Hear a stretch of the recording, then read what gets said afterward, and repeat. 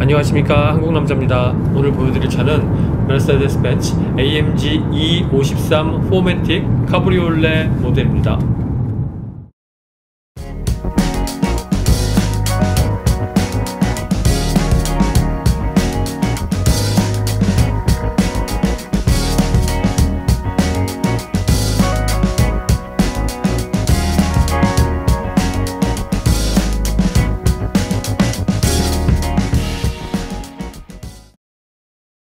이 클래스의 이제 세단 버전, 쿠페 버전, 그리고 컨버터블 버전이 있는데, 컨버터블 버전 중에 AMG 패키지 중에는 가장 높은 AMG E53 모델이고요. 쿠페하고 컨버터블 모델은 E53이 최고 퍼포먼스의 모델입니다.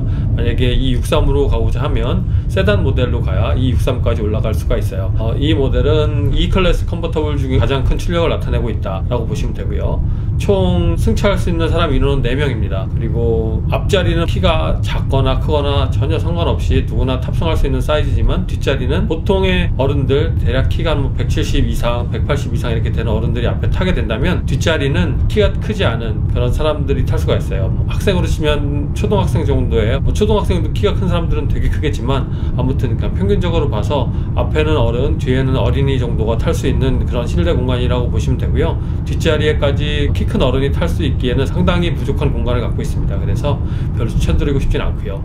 벤츠에서 다시 인라인6 엔진으로 회귀를 했다고 하잖아요. 기존의 엔진을 버리고. 이 차도 마찬가지입니다. 그래서 이 차는 3.cc 인라인6 6기통 엔진이 들어가 있고 터보 엔진입니다. 거기에 EQ 부스트 시스템이라고 해서 마일드 하이브리드가 적용된 모델입니다. 그래서 캐나다 기준으로 내연기관 엔진은 429마력에 마일드 하이브리드를 통해서 21마력이 더 추가해서 총 450마력의 출력을 나타내고 있고요. 거기에 9단 트랜스미션, 정확한 명칭이 AMG 스피드 시프트 TCT9 스피드 오토매틱 트랜스미션 이렇게 되어 있습니다. 좀 길긴 한데 아무튼 9단 미션이라는 거. 그리고 이 컨버터블의 제로백 성능은 4.5초입니다. 참고로 말씀드리면 쿠페는 4.4초로 0.1초가 더 짧습니다. 자, 이 차 같은 경우는 윈드 디플렉터가 달려 있어요. 앞유리 윗부분에도 약간 스포일러의 모양이 위로 솟게 되고, 그 뒷자리 뒤에도 그 윈드 디플렉터가 올라와서 차가 주행할 때 어느 정도 밖에 바람이 안으로 들이치지 않게 하는 효과를 누릴 수가 있습니다. 그 효과는 어떤 다른 컨버터블의 차에 비해서도 더 훌륭하다는 장점이 있다는 걸 말씀드리고 싶어요. 자, 그래서 이 차의 출력은 450마력이라고 말씀드렸죠. 주행 중에 느낄 수 있는 체감 마력수는 사실은 그거보다는 좀 약간 답답하다라는 느낌이 듭니다. 여러분도 아시다시피 450마력 정도의 출력을 나타내는 차가 어떤가 있나 이렇게 비교를 해보면 M3, M4 컴피티션 모델이 있잖아요. 그 모델과 달리는 출력 차이를 느끼게 되면 확실히 좀 답답한 면이 있어요. 그래서 실제 나타내는 출력보다는 체감적으로 스피드한 맛은 없다라고 이렇게 말씀을 드리고 싶고요. 이 차의 최고 출력 같은 경우는 1800에서 5800 RPM 사이에서 이루어지는데, 그 이유는 터보 때문이죠. 그러니까 터보는 아무래도 저 RPM에서부터 이제 고 RPM까지 일정한 최대 토크를 나타내는데, 그 부분조차도 그 출력이 막 뛰어나게 높아져서 뭔가 막 차를 항상 정말 파워풀하게 밀어내고 이런 느낌이 들진 않아요. 하지만 꾸준함은 느껴집니다. 그리고 RPM이 고 RPM 영역대로 올라갔을 때는 순간적으로 차가 치고 나갈 듯한 느낌, 이런 느낌은 들어서 운전하는 맛은 아주 훌륭해요. 하지만 단점은 보통 하이웨이에서 많이 느껴집니다. 고속도로에서 어떤 꾸준한 속도로 가다가 더 밟고 더 달리고 싶을 때는 약간 답답한 면이 없지 않아 있다는 점을 말씀드리고 싶네요. 자, 그리고 이 차는 서스펜션이 셀프 레벨링 4휠 멀티링크 with AMG 라이드 컨트롤 이렇게 구성이 되어 있다고 하거든요. 차 자체의 높낮이 조절이 스스로 조절하면서 속도에 따라서 할 수 있고, 또 어떤 노면 컨디션에 따라서도 이 차가 자동으로 컨트롤을 하고 있는데, 체감적으로 차가 주행 중에 높아진다 낮아진다라는 거를 느낄 수는 없습니다. 이거는 뭐 다른 오토 레벨링이 되는 차도 다 마찬가지라고 말씀을 드리고 싶고요. 하지만 거기에 따른 이 차에서 느끼는 승차감은 일단 기본적으로 부드러움이 먼저라고 말씀드리고 싶습니다. 뭔가 단단하고 딱딱하고 노면이 가는 길 특성을 그대로 차가 다 붙어서 움직인다기보다는 스스로 서스펜션에서 많은 걸 걸러줘서 운전자나 탑승자들한테는 피곤함을 좀 덜 가게 하면서 차의 움직임은 좀 더 소프트한 게 이 차의 현실이에요. 그래서 평소에 운전할 때 급한 핸들링을 하거나 과감하게 브레이킹, 악셀링을 할 때는 이 차는 그렇게 받아주는 편은 아닙니다. 하지만 어느 정도 내가 컨트롤할 자신도 있고 편안한 운전을 추구하는 스타일이라면 어떤 속도에서든지 아니면 어떠한 자세에서든지 이 차는 아주 편안하게, 그리고 차의 균형이 무너지지 않을 정도의 승차감을 갖고 있습니다. 그렇기 때문에 이 차를 갖고 뭔가 적극적으로 아니면 서킷에 가서 거의 뭐 한계상을 느끼면서 운전하는 것보다는 평소에 이 차에 어느 정도의 가속의 느낌을 가지면서, 그리고 이 차를 더 즐기는, 뭔가 더 추가적으로 오픈 에어링을 할 수 있는 장점이 있으니까 그런 어떤 여유로움을 갖고 이 차를 운전하는 것이 이 차를 좀 더 즐길 수 있는 방법이라고 저 개인적으로 생각을 하고요. 그 안에서도 물론 좀 더 밝고 좀 더 과감 운전을 하고 하는 것은 충분히 가능할 거라고 생각을 합니다. 하지만 극한 상황은 가시지 말라는 게 저의 추천사항이고, 그 전에 차를 먼저 느끼면서 이 차의 특성을 좀 더 느껴보고 장난감처럼 운전해보는 건 또 어떨까라는 생각을 해보게 됩니다. 물론 여기서 말씀드리는 장난감은 아주 과격한 장난감이라고 말씀드리는 부분은 아니고요. 그리고 이 차는 기본적으로 휠 타이어도 19인치가 기본 적용인데, 여러분이 보시고 계신 이 차는 20인치가 적용이 되어 있어요. 그래서 앞에는 245, 35에 20, 뒤에는 275, 30에 20인치가 적용이 되어 있어서 기본적으로 적용되어 있는 휠보다는 지름 사이즈가 더 크고 휠 하우스에 좀 더 꽉 차 보이는 느낌이 납니다.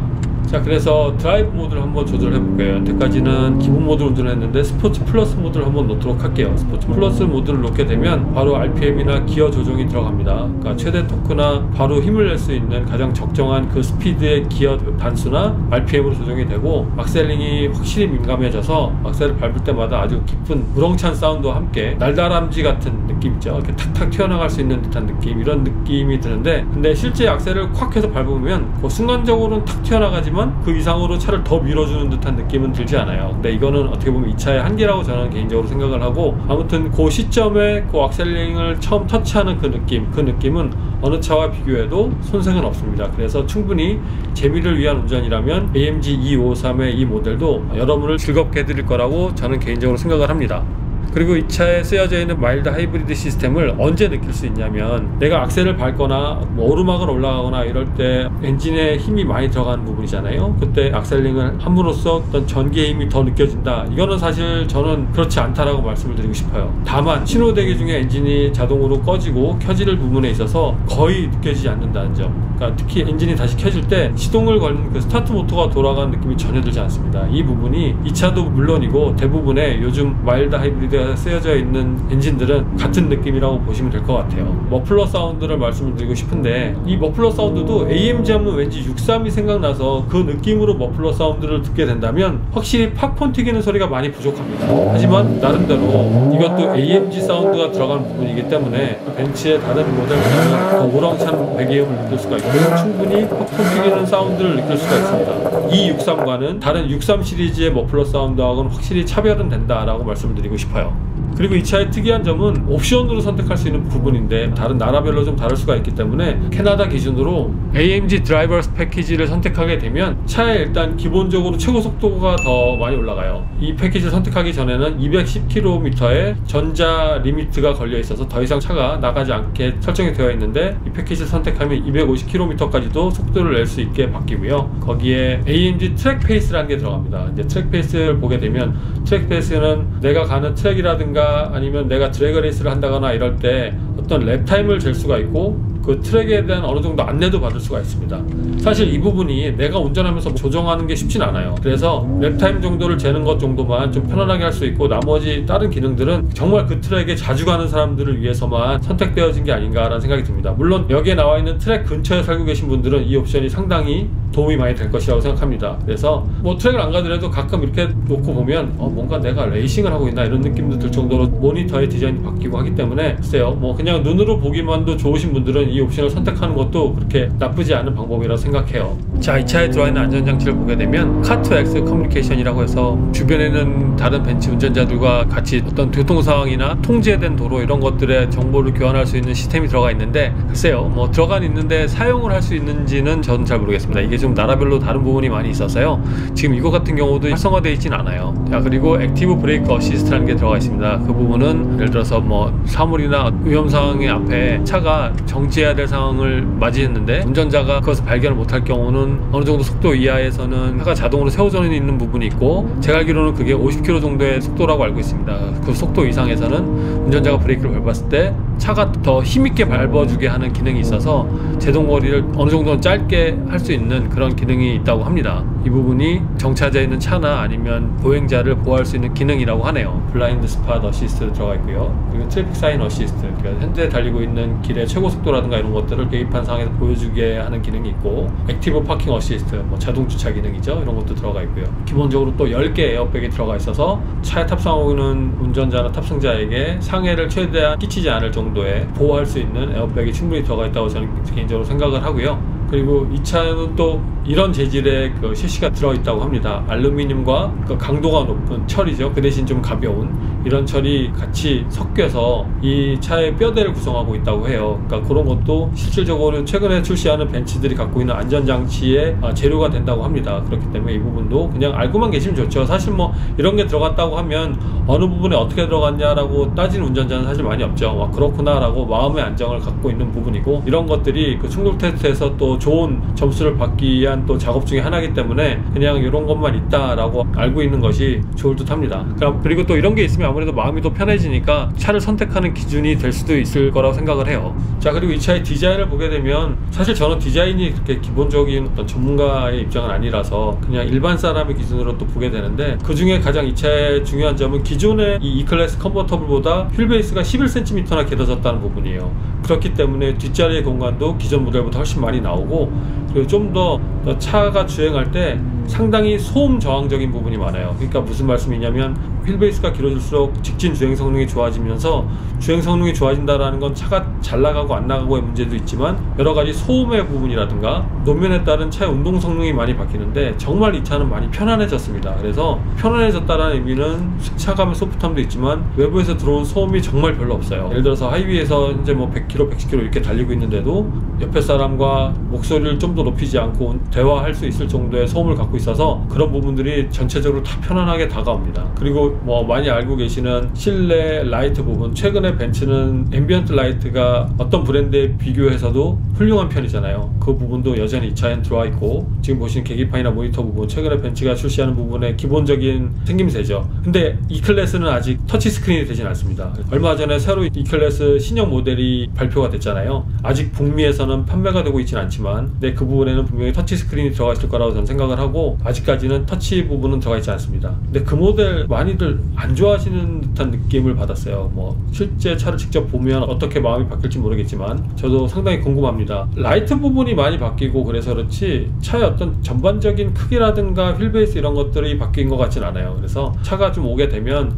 좀 자세히 비교해서 여러분께 알려드리는 리뷰 시간을 한번 갖도록 할게요. 자, 그래서 컨버터블을 딱 봤을 때 이게 2인용이냐 4인용에 따라서 컨버터블의 느낌이 많이 다른데, 4인승 컨버터블 치고는 상당히 모양이 좀 깔끔하게 떨어지지 않았나, 저 개인적인 그런 느낌을 갖게 되고요. 포근히 의자에 앉을 수 있는 느낌, 그런 것들이 들어있어서 다른 4인승, 5인승의 컨버터블보다는 디자인적으로는 뒤처진 면이 별로 없다라고 저는 개인적으로 생각을 합니다. 사실 이 컨버터블을 여름에 열고 다니는 건 되게 곤욕이에요. 너무 뜨겁고 얼마 못 가서 어떻게 보면 뭐 일사병이 걸릴 수도 있기 때문에 여름에는 정말 추천드리지 않고, 보통 컨버터블의 루프를 열고 다닐 때는 좀 선선할 때나 아니면 약간 추운 기가 있을 때, 날씨 좋은 날 열고 다니면 정말 컨버터블의 맛을 다 느낄 수가 있는데, 물론 앞뒤차의 매연은 맡으셔야 됩니다. 어쩔 수 없어요. 냄새가 정말 어마어마하거든요. 특히 주변에 디젤 차가 있을 때는 답답할 수도 있습니다. 이 부분은 좀 각오를 하셔야 되는데, 아무튼 근데 이렇게 추운 날 운전을 하다 보면 제일 몸에서 추운 기가 느껴지는 부분이 목 부분이에요. 그리고 손. 근데 손은 운전하는 사람들은 핸들 히터를 이용하면 되고, 운전하지 않는 사람들은 이 차 같은 경우는 아므레스트라든가 여러 곳에 이제 히팅이 들어오기 때문에 그쪽에 손을 얹어서 따뜻하게 할 수 있는데, 목은 어쩔 수가 없잖아요. 그래서 그 목을 좀 더 따뜻하게 하기 위해서 이쪽에 보면 바람개비 2개를 안쪽에 달아서 공기를 밀어서 따뜻한 바람을 운전자나 조수석에 앉은 사람에게 뿜어줍니다. 그래서 추운 날 이렇게 루프 열고 다녀도 별로 춥다라는 생각이 많이 안 드는 부분이 이것 때문이에요. 이 부분은 사실 모든 컨버터블에 좀 적용을 했으면 어떻겠나라는 생각을 좀 해보게 됩니다.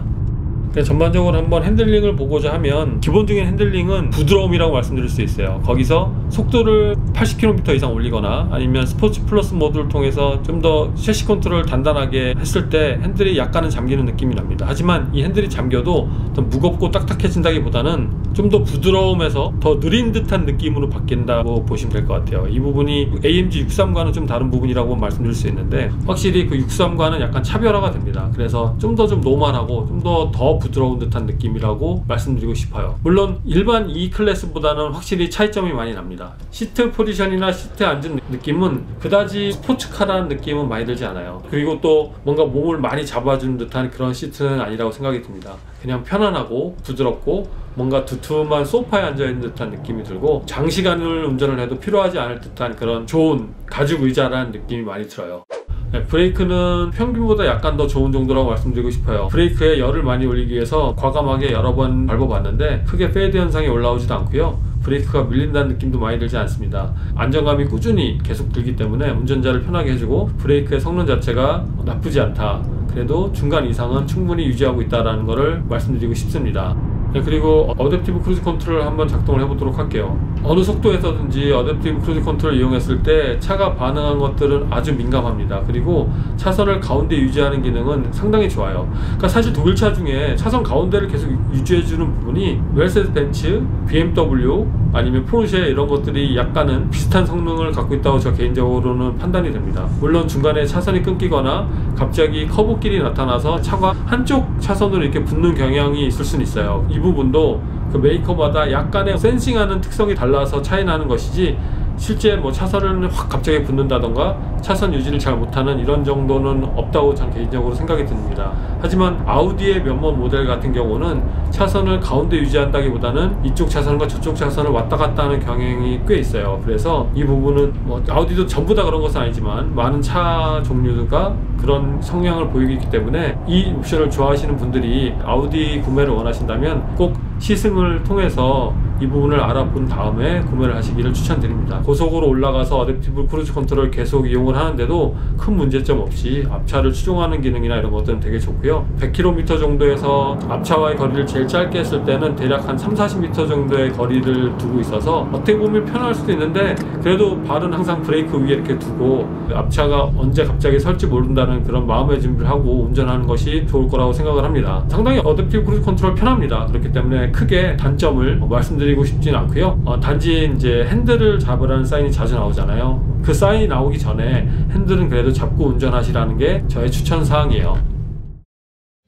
자, 종합적으로 AMG 253 카브리올레 4매틱 모델을 말씀을 드리면 정말 모남 없이 아주 재밌게 운전할 수 있는 차라고 말씀드리고 싶습니다. 물론 더 극적인 출력이라든가 파워풀함이 나타나진 않아요. 오히려 숫자로 보는 마력수보다 차가 좀 더 답답할 수 있습니다. 하지만 그 부분조차도 우리 일반 사람들이 즐기기 위한 출력 안에서 충분히 포함이 될 수 있기 때문에 이 차는 재미를 느끼기 위한 운전과 좀 더 편안함을 느끼기 위한 운전, 이런 것들을 다 가능하게 한다고 보시면 될 것 같고요.